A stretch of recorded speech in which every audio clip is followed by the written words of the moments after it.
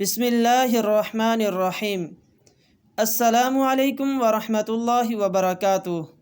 دوستو، آج کی ویڈیو میں آپ سنیں گے امیر المؤمنین خلیفہ دوم سیدنا حضرت عمر بن خطاب رضی اللہ تعالی عنہ کے اسلام قبول کرنے کا واقعہ۔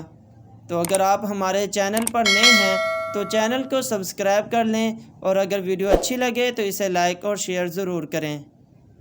امیر المؤمنین خلیفہ دوم مراد پیغمبر عشرہ مبشرہ کے بزم نشین، امام عادل، فاروق اعظم، شہید منبر و محراب سیدنا حضرت عمر بن خطاب رضی اللہ تعالی عنہ، جن کے پاک نام پر آج بھی مسلمانوں کو فخر ہے اور جن کے جوش ایمانی سے آج 1400 برس بعد تک کافروں کے دل میں خوف ہے، اسلام لانے سے قبل مسلمانوں کے مقابلہ اور تکلیف پہنچانے میں بھی ممتاز تھے۔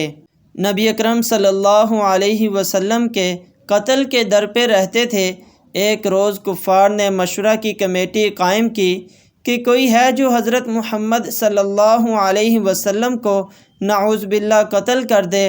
حضرت عمر رضی اللہ تعالیٰ عنہ نے کہا کہ میں کروں گا۔ لوگوں نے کہا کہ بے شک تم ہی کر سکتے ہو۔ حضرت عمر رضی اللہ تعالیٰ عنہ تلوار لٹکائے ہوئے اٹھے اور چل دیے۔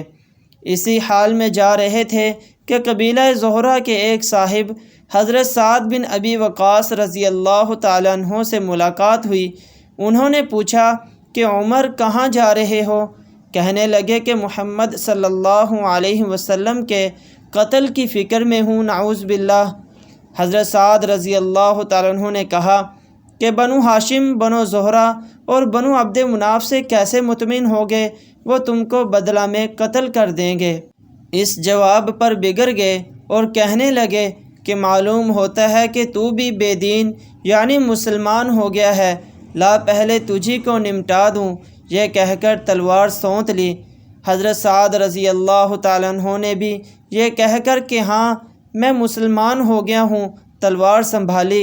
دونوں طرف سے تلوار چلنے کو تھی کہ حضرت سعد رضی اللہ تعالیٰ عنہ نے کہا پہلے اپنے گھر کی تو خبر لے، تیرے بہن اور بہنوئی دونوں مسلمان ہو چکے ہیں۔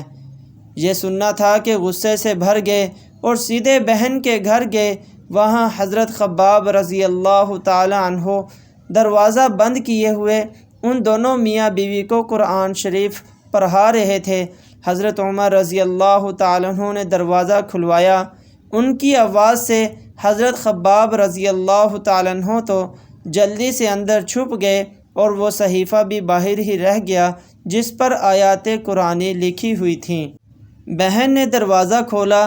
حضرت عمر رضی اللہ تعالیٰ عنہ کے ہاتھ میں کوئی چیز تھی جس کو بہن کے سر پر مارا، جس سے سر سے خون بہنے لگا، اور کہا کہ اپنی جان کی دشمن، تو بھی بددین ہو گئی۔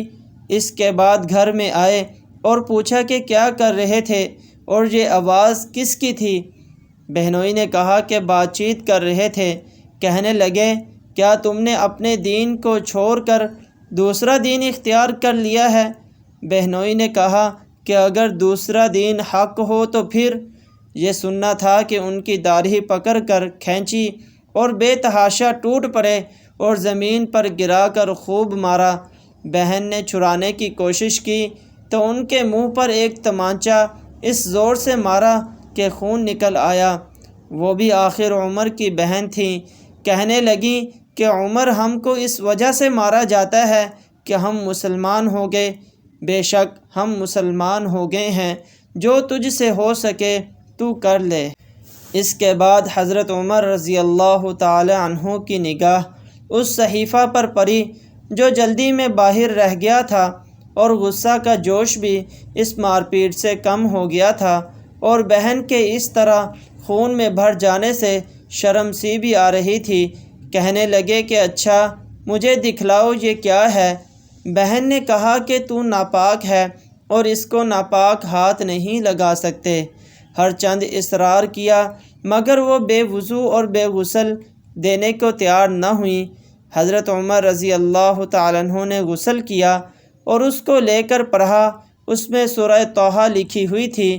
اس کو پڑھنا شروع کیا اور اس آیت پر پہنچے، اننی انا اللہ لا الہ الا انا فاعبدنی واقم الصلاۃ لذکری۔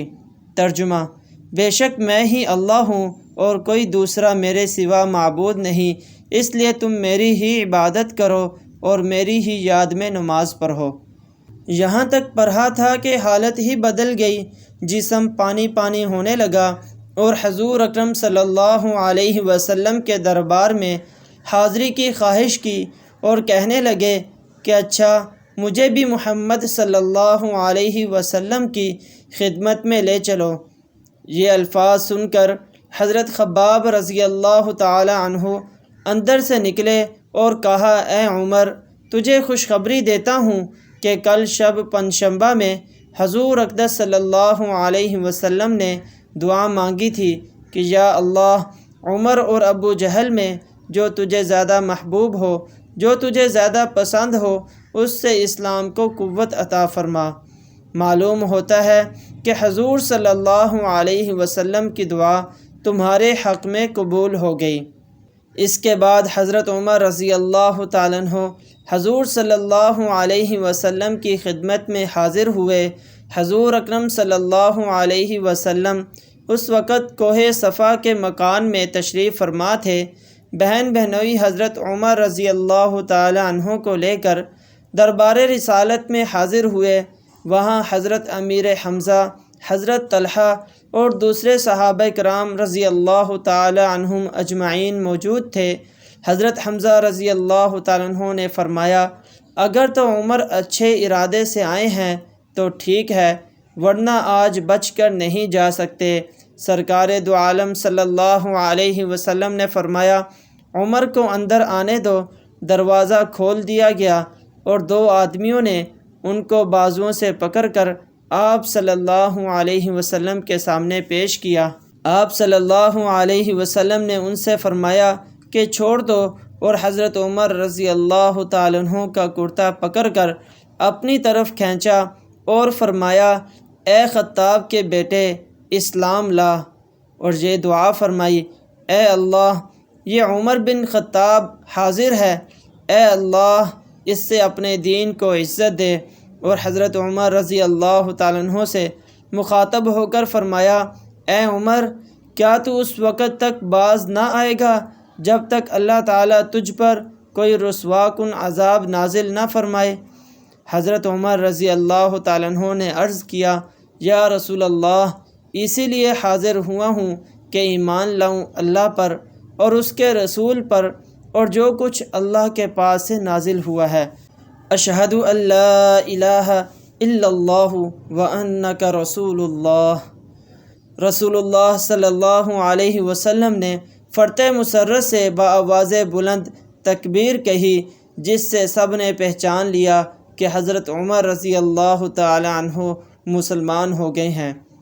حدیث پاک کے اس حصے کو حفیظ جلندھری نے یوں بیان کیا ہے، کہا، حیدر کا دامن کھینچ کر کیوں اے عمر کیا ہے، چلا تھا آج کس نیت سے آیا ہے۔